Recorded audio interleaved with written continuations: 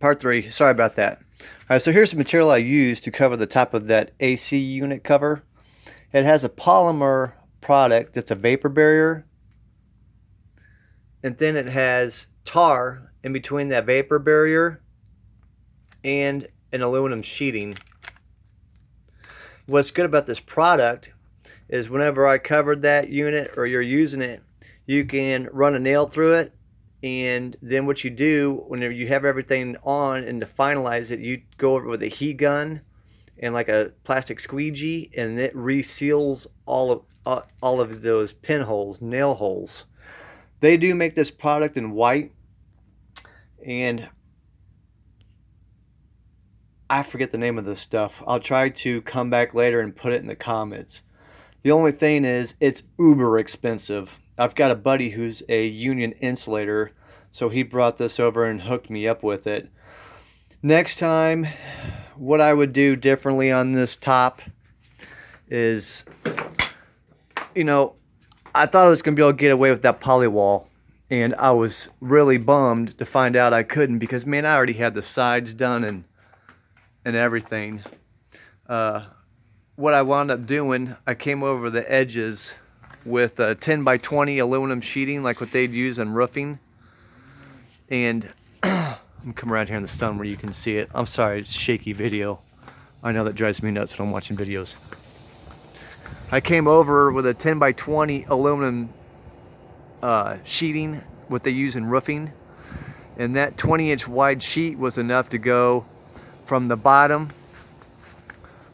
of this 1 by 12, and then I rolled it to the top of the roof so I have good support. And then I came back with that white tarp, and then again covered it in the 100% silicone that Home Depot sells, and it's white. It's made for RVs. Silicone's a kick-ass product, fellas. It's not going to dry up and crack in my lifetime.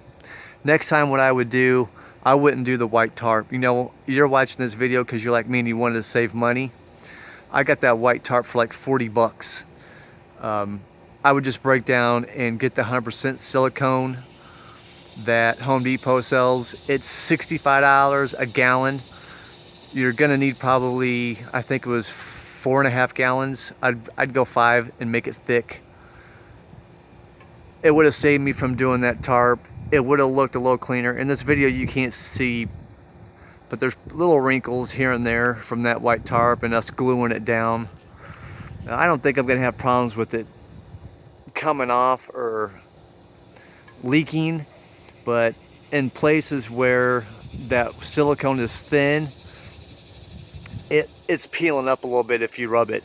Where it's thick, it's fine. But what I did on that silicone is I had 1 gallon of it, and I took and just spread it over the top and put it on the sides. It was enough to do a thin layer because I just wanted the extra insurance so it wouldn't leak. And man, after I used it, I was like, I should have just used this in the first place, and went and put it right over that wood I had in the previous video.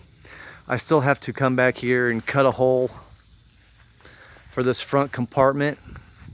That top was leaking right there. They've got those plastic ABS shitty tops on them that leak, so I had to replace the floor underneath, all up under there. And then I came back and I built a whole new front storage compartment. The sides, the front, the top, all that's plywood. And then I came back with a silicone and sealed it. It needs to be sanded down and finished. We really fought rain out here for a couple weeks, and we had a camping trip, so I had to kind of get it and go. But man, you guys, doing these tops, it's easy. I had a group of buddies helping me, or else I wouldn't have been able to do it by myself. But I've got way more pride in it since I did it. My wife redid the upholstery in it, and it came out really good. I'll do a better video with a little higher quality here when I get back in town, but I hope you guys enjoy this. If you guys have a question, leave it in the comments. I'll try to help you out. See ya.